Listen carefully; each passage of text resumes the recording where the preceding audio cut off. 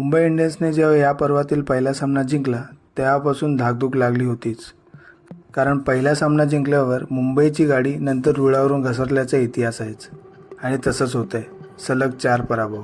मुंबई इंडियन्सला आता स्पर्धेत टिकून राहण्यासाठी उर्वरित 9 पैकी किमान 7 ते 8 सामने जिंकणे भाग आहे.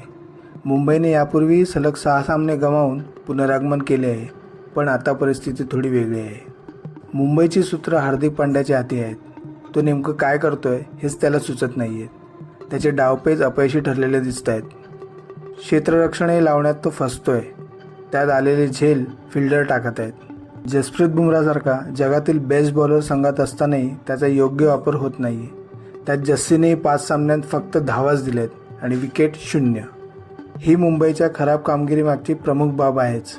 दीपक चहरला पहिले षटक देऊन मार खायला लावण्यात हार्दिकला काय मजा येते तेच समजण्याचे झाले. शार्दूल ठाकूर, गजमफर, हार्दिक पांड्या, ट्रेंट बोल्ट, दीपक चहर यांची इकॉनॉमी मुंबईला विचार करायला लावणारी आहे. रोहित शर्मा वगळल्यास इतर फलंदाजांनी अपयशाचा पाडाच गिरवला आहे.